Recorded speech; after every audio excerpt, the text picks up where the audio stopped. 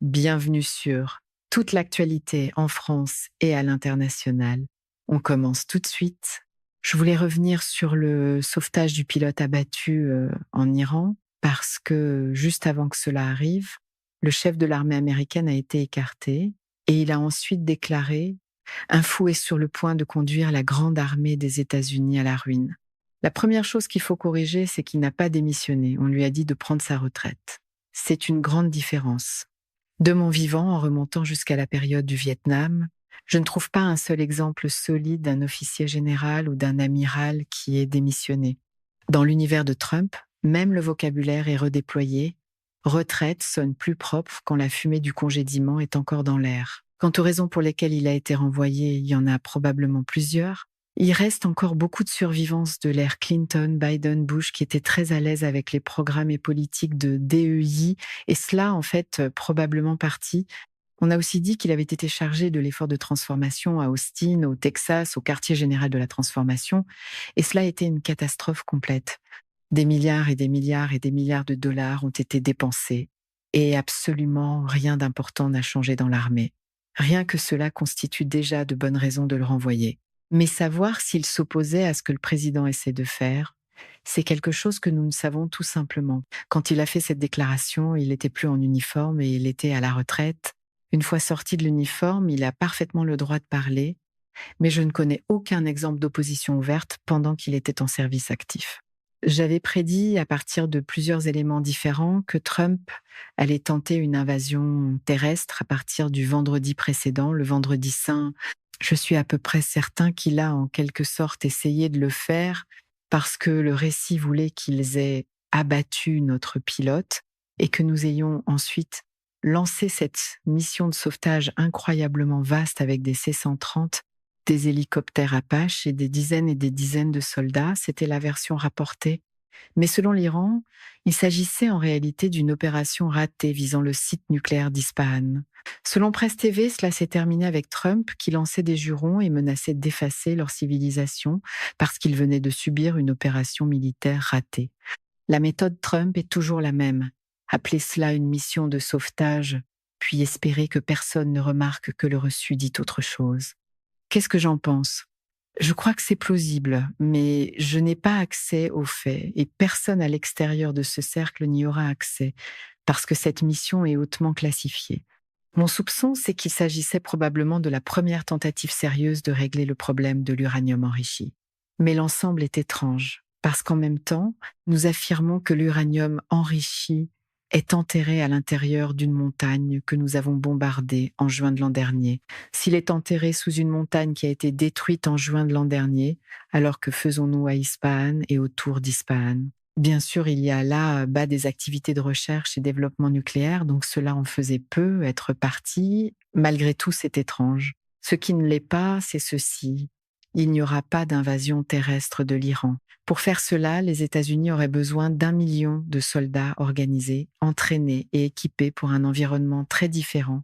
Le même genre d'environnement difficile que nous voyons aussi dans l'est de l'Ukraine. Nous sommes encore organisés pour refaire la Deuxième Guerre mondiale d'une certaine façon, et c'est l'une des raisons pour lesquelles nous ne nous en tirons pas très bien en ce moment. Mais dans l'écosystème médiatique trumpiste, 1 million de soldats n'est qu'un petit détail qu'on peut remplacer par un micro plus fort et un adjectif plus dur. L'histoire du pilote abattu n'a jamais eu beaucoup de sens à première vue non plus. On nous a dit qu'il avait été abattu à 100 miles de l'endroit où il a été récupéré. Il n'y a aucune chance qu'il ait marché 100 miles en une seule journée. Malgré tout, je suis heureux qu'on l'ait sorti de là, Dieu merci. Des gens se fâchent parfois et demandent pourquoi on fait autant de cas d'un seul pilote, alors que les soldats, les marins et les marines ne semblent pas susciter la même inquiétude. Ce qu'ils ne comprennent pas, c'est que si vous demandez à un pilote d'entrer dans un espace aérien ennemi où il peut être abattu, il veut savoir qu'au moins vous allez essayer de le récupérer et non pas simplement l'abandonner. Il y a aussi un autre point important. Cet homme n'était pas seulement pilote, il était aussi officier du renseignement, très bien informé sur toute une série de choses. C'est une très bonne chose qu'il ne soit pas tombé entre les mains ennemies. Cela m'amène au plan en 10 points et à la question de savoir si l'accepter aurait représenté une défaite stratégique humiliante pour Trump. Je ne crois pas qu'il ait accepté les 10 points dans un sens, véritablement significatif. Les Iraniens proclament la victoire et ils n'ont pas, entièrement tort de le faire, tout simplement parce que ce sont les États-Unis qui demandent un cessez-le-feu depuis des jours, pas l'Iran. L'Iran ne veut clairement pas de cessez-le-feu. Il l'a dit, sans ambiguïté, c'est lui qui détient l'initiative stratégique, pas nous. De l'autre côté, Hegseth présente tout cela comme la preuve d'une grande victoire américaine sur l'Iran. Chacun peut choisir la version qu'il veut croire. Pour ma part, je pense que ce qui s'est réellement passé est autre chose. C'est le scénario habituel, un camp demande une pause, l'autre proclame un triomphe, et le pupitre à Washington commence à auditionner pour une télé-réalité. Il y a probablement eu une sorte d'arrangement en coulisses dans lequel le Pakistan a présenté une proposition que nous avons très bien pu aider à rédiger nous-mêmes. L'idée semble avoir été que le Pakistan la présenterait et que cela créerait une ouverture. À mon avis, l'aspect 10 points de toute cette affaire a été survolé par le président Trump. Je ne sais pas s'il a examiné les détails avec attention. Ce qu'il voulait vraiment, c'était une pause. Et c'est à cela que cela ressemble pour moi, un entracte. La vraie question, c'est combien de temps cet entracte va durer. Des amis dans la région me disent que c'est déjà tombé à l'eau et que cela n'a aucune valeur. Des amis à Washington me disent que cela avance quand même et qu'il y aura toujours une rencontre à Islamabad. S'il y a une rencontre, de quoi va-t-on même discuter? Personne n'a vu de documents iraniens énonçant ces 10 points, mais on a une idée générale de ce qu'ils contiennent. Et si cette compréhension est même approximativement juste, ils sont totalement inacceptables pour Washington parce que Washington s'est rangé sur la position d'Israël. C'est là le vrai problème en ce moment. Les intérêts américains et les intérêts israéliens, contrairement à la croyance populaire et contrairement à ce que le président Trump a dit, ne sont pas les mêmes. Le raccourci préféré de Trump consiste à prétendre que deux intérêts nationaux différents sont identiques, puis à jouer l'indignation quand la géographie refuse de coopérer. Les États-Unis veulent que cela finisse. Trump a été, entre guillemets, mal informé. On lui a dit que ce serait terminé en quelques jours, que l'Iran s'effondrerait, puis qu'on pourrait passer à autre chose. Je soupçonne que Netanyahou lui a dit cela. Quand l'Iran n'a toujours pas bougé, Netanyahou a attaqué et les États-Unis ont été entraînés là-dedans. Cela a été une catastrophe pour le monde et un désastre pour l'économie mondiale. Ce n'est bon ni pour les États-Unis non plus. Voilà pourquoi, quand je regarde ces 10 points, j'y vois quelque chose qu'il est impossible pour Washington d'accepter, à moins qu'il soit prêt à abandonner effectivement Israël. Et je ne pense pas que cela va arriver. Trump a d'abord semblé dire oui, mais c'était probablement juste assez pour lancer une discussion. Si vous ne dites pas d'accord, nous allons considérer cela comme une base de négociation, vous ne pouvez même pas arriver à une rencontre. Le problème, c'est que l'Iran a maintenant dit très clairement que tant que les bombardements au Liban ne s'arrêteront pas, il ne prendra pas ce cessez-le-feu au sérieux. Autrement dit, l'Iran veut que cela soit à l'échelle régionale, et ce ne l'est pas. Washington essaie de séparer ce qu'Israël fait des pourparlers qu'il veut avoir. Mais c'est acceptable ni pour Israël ni pour l'Iran. On ne voit donc pas clairement où cela va mener à partir d'ici. Il pourrait tout de même y avoir une rencontre. Mais il faut se rappeler que Kushner et Witkoff avaient déjà été priés de ne pas revenir et pourtant apparemment ils vont encore être là, cette fois aux côtés du vice-président Vance. Dans la diplomatie version Trump, être persona non grata est rarement disqualifiant. Parfois, c'est presque un titre de compétence. Trump a aussi subi un très fort retour de bâton politique après la diffusion d'informations disant qu'il avait accepté ces 10 points et que les détails seraient réglés au cours des 2 semaines suivantes. Ce retour de bâton compte. La nouvelle ligne maintenant, c'est que les 10 points ont disparu, que personne n'a à s'en inquiéter et qu'il y a de nouveaux points que personne ne va révéler. C'est peu être pour cela que la rencontre de samedi à Islamabad avec Kushner, Witkoff et Vance avance encore. C'est une explication aussi bonne qu'une autre. Ce qui est très clair pour moi, c'est que Trump ne voulait pas de cette guerre. Je dis cela parce que je l'ai rencontré à 2 reprises et il n'était pas enthousiaste à l'idée de faire la guerre à l'Iran. Je pense qu'il comprend maintenant qu'il a un vrai fiasco sur les bras et qu'il faut que cela s'arrête. Le problème, c'est comment y mettre fin. Rien n'indique que l'équipe téméraire qui mène le jeu en Israël soit prête à arrêter quoi que ce soit. Et maintenant, il a aussi un problème avec l'Iran. L'Iran détient l'initiative stratégique. L'Iran a démontré qu'il ne peut pas être conquis. C'est en effet une forteresse de montagne. Il faudrait 1 million d'hommes pour l'envahir. Et personne de raisonnable ne veut ça. Alors Trump essaie de se concentrer étroitement sur le golfe Persique. Et je pense que c'est parce que des dirigeants du monde entier, surtout dans le sud global, l'ont appelé pour lui dire tout la même chose. Si cela n'est pas réglé rapidement, le monde se dirige vers une dépression économique mondiale, avec des perturbations touchant la nourriture, les aliments pour animaux, le carburant et les engrais, qui laisseront des gens mourir de faim. Cette pression est maintenant en train de façonner les événements à la Maison-Blanche. Malgré cela, je ne pense pas que Trump ira très loin, parce que je ne crois pas que les Iraniens soient enclins à faire beaucoup de compromis. Peut être sur certains points, mais pas sur la plupart. Trump n'aime jamais les guerres qu'il ne peut pas transformer en victoire avant le dessert. La position de la Chine compte ici, elle aussi. La Chine importe la moitié de tout son pétrole du Golfe Persique, environ 13% de l'Iran et le reste des États du Golfe. La Chine cherche maintenant partout dans le monde des solutions de rechange. Pendant ce temps, la Russie gagne plus de 250 millions de dollars par jour de plus qu'auparavant, simplement parce que la demande pour le pétrole russe a grimpé et que Moscou vend au plus offrant. C'est devenu un marché où le plus offrant l'emporte. Le Japon, la Corée du Sud et d'autres ont surenchéri sur les Européens, au point où des pétroliers en route vers l'Europe ont fait demi-tour pour repartir vers l'Asie. C'est une situation très grave. Donc oui, je pense que la Chine a très clairement exercé une certaine pression sur l'Iran et je pense que l'Iran veut accommoder la Chine. Mais par souci d'équité envers les Chinois, il faut aussi dire qu'ils avaient mis en garde contre cela dès le début, avant même que la guerre n'éclate. Ils ont dit que ce serait un désastre. Les Russes ont dit la même chose à Trump. Les Indiens l'ont aussi dit en privé. Personne n'a écouté. Tous ont intérêt à arrêter cela parce que les retombées économiques mondiales deviennent déjà catastrophiques. La porte-parole de la Maison-Blanche a ensuite confirmé que le président envoyait son équipe de négociation, dirigée par le vice-président J.D. Vance, l'envoyé spécial Witkoff et M. Kushner à Islamabad pour des pourparlers pendant la fin de semaine, la première ronde étant prévue pour samedi matin, heure locale.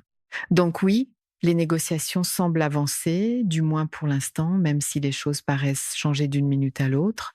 Quand la porte-parole dit que la stabilité progresse pendant que le plan change d'une minute à l'autre, c'est généralement la façon de Washington d'annoncer des turbulences en cravate. La question évidente, c'est pourquoi l'Iran voudrait négocier avec Jared Kushner et Witkoff après avoir été trompé à répétition. C'est aussi une question légitime de se demander s'ils sont même, dans un sens véritable, des membres officiels du gouvernement.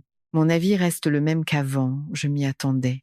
Les Iraniens ont dit très clairement qu'ils voient ces hommes comme des agents d'Israël, pas comme des représentants du peuple américain ou des intérêts américains. Ils sont même allés jusqu'à dire qu'ils préféreraient franchement traiter avec le vice-président Vance, qu'ils considèrent comme un représentant plus équilibré de l'intérêt national américain. Les Russes sont arrivés à des conclusions semblables au sujet de Kushner et de Witkoff. À leurs yeux, ces deux hommes s'intéressaient davantage à des arrangements parallèles qui pourraient les enrichir qu'au fond de ce qui était discuté. Le fait que Trump les renvoie tous les deux avec Vance laisse entendre que Netanyahou conserve une influence énorme sur Trump. Cela mène naturellement à la question du levier. Je ne peux pas offrir une intuition, mais je peux montrer la structure plus large qui se trouve derrière cela. Si vous regardez le réseau de milliardaires sionistes, des gens comme Ellison et d'autres qui financent lourdement le lobby, vous commencez à voir le mécanisme. Le lobby israélien n'a jamais vraiment été traité comme un lobby étranger parce que la plus grande partie de son argent ne vient pas de l'étranger. Il vient de gens à l'intérieur des États-Unis qui sont sionistes. Ce sont aussi les mêmes cercles qui ont aidé Trump à être élu. Myriam Adelson, par exemple, a fourni 150 millions de dollars à sa campagne, mais ses contributions venaient avec des attentes. Parmi ses promesses, il y avait l'engagement de s'occuper de l'Iran. Israël sait qu'il ne peut rien régler avec l'Iran sans la puissance militaire américaine. Trump a donc effectivement été placé sous pression pour engager les forces armées américaines dans une guerre contre l'Iran, une guerre dont la logique profonde est de briser l'Iran et de le rendre subordonné à Israël.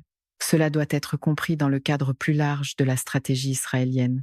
Israël ne se sentira jamais en sécurité dans la région tant qu'il ne la dominera pas dans son ensemble. C'est la logique du projet du Grand Israël. Et même au cours des dernières semaines, des figures comme Naftali Bennett et Netanyahou ont commencé ouvertement à regarder au-delà de l'Iran vers la Turquie, en disant en substance que la Turquie est un autre problème auquel il faudra éventuellement s'attaquer. C'est ce qui arrive quand des promesses de campagne commencent à se recycler en plans de guerre. Si vous êtes assis aujourd'hui au sein des forces armées américaines, l'implication de tout cela est insensée. D'abord l'Iran, puis peut être la Turquie. C'est le genre de folie auquel nous avons affaire. Trump est pris là-dedans. Il est piégé non seulement dans une spirale d'escalade, mais dans une manière de penser qui continue d'aggraver les choses.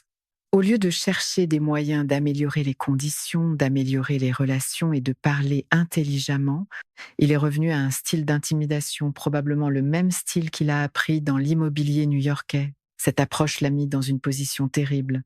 Un soir, il dit qu'il va détruire une civilisation entière et ne rien laisser derrière. Le lendemain, il dit qu'il veut aider le peuple iranien. Cela n'a aucun sens. La formule Trump reste imbattable. Menacer d'apocalypse avant minuit, offrir de la compassion humanitaire au petit matin et appeler cela de la souplesse stratégique. Cette contradiction correspond exactement à ce que suggéraient les premières versions du message sur le cessez-le-feu. Je pense que le message initial que les Pakistanais avaient reçu instruction d'envoyer n'excluait pas le Liban. Mais quand il est devenu clair que Washington l'avait accepté, parce qu'après tout, Washington avait contribué à déterminer ce que le Pakistan devait envoyer, Netanyahou a appelé Trump pour lui dire qu'il fallait finir le Liban. Washington s'est alors immédiatement rétracté et a dit que le Liban ne pouvait pas être inclus. Cela rend parfaitement compte de la séquence. La réponse de l'Iran a été claire et explicite. Les États-Unis doivent choisir entre un cessez-le-feu et la poursuite de la guerre par l'entremise d'Israël. Ils ne peuvent pas avoir les deux. Le monde peut voir les massacres au Liban. La balle est dans le camp de Washington. Et le monde observe pour voir si les États-Unis vont honorer ce qu'ils ont promis. Si Israël continue de bombarder le Liban, l'Iran ne traitera pas un cessez-le-feu sérieusement. Cela veut dire que la guerre va continuer. Il n'y a là aucun doute sérieux. Au mieux, c'est un entracte dans une très mauvaise pièce. Cela ne va pas devenir un cessez-le-feu durable. Israël a d'ailleurs une longue histoire de non-respect des cessez-le-feu. Certaines personnes parlent maintenant de cette guerre comme pouvant durer encore 1 an, voire 2 ans. Je ne pense pas que l'échéancier se comprenne le mieux en termes strictement militaires. La vraie force susceptible d'intervenir, c'est la réalité économique.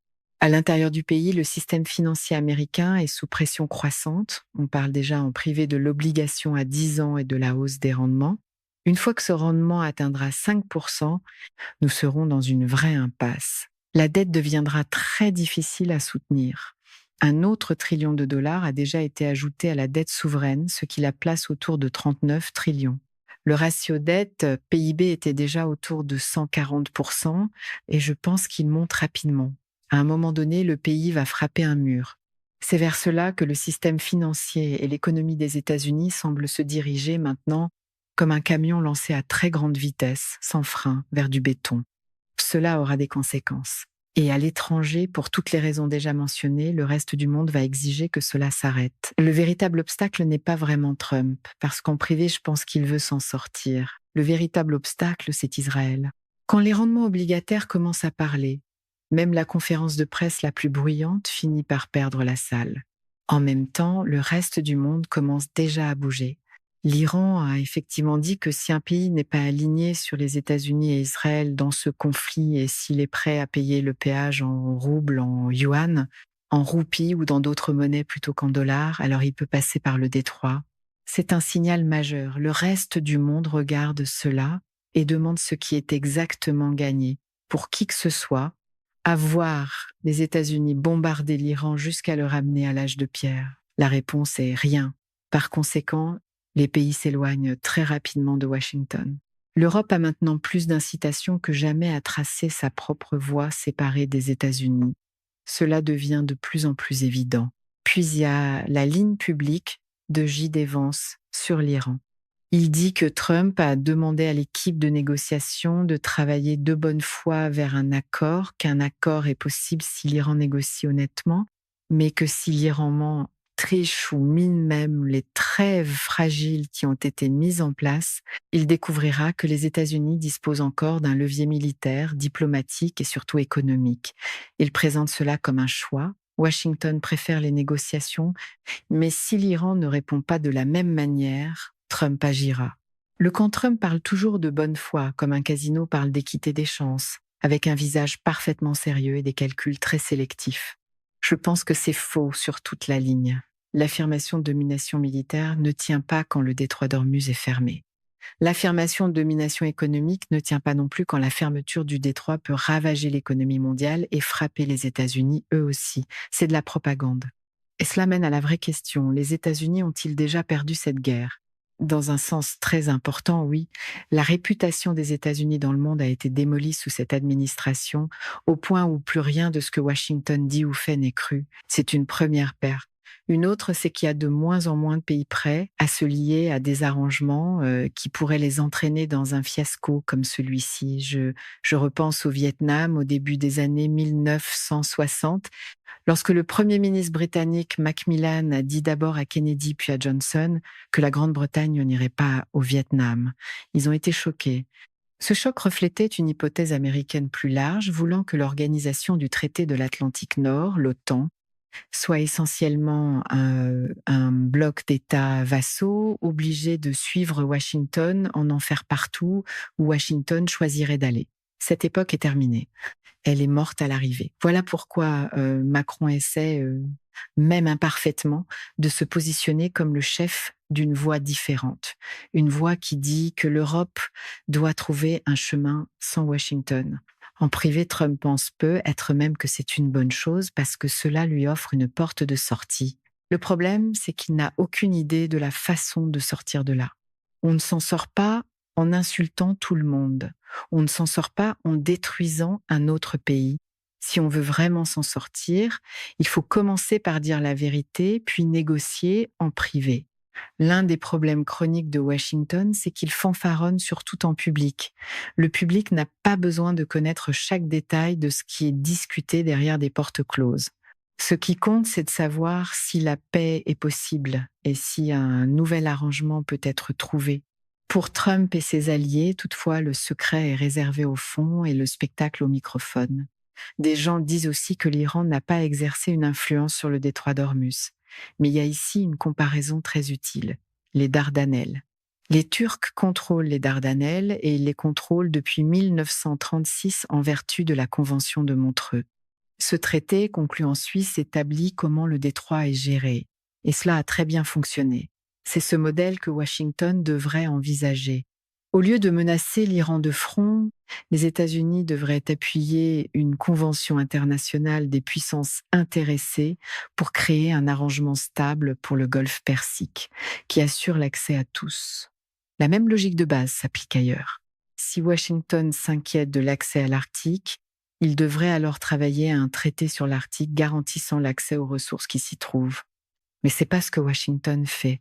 À la place, il continue de sortir un bâton de baseball et de se comporter comme Al Capone à table, en faisant le tour et en frappant quiconque n'est pas d'accord. Cette époque est finie. Elle doit être finie. Le monde a changé.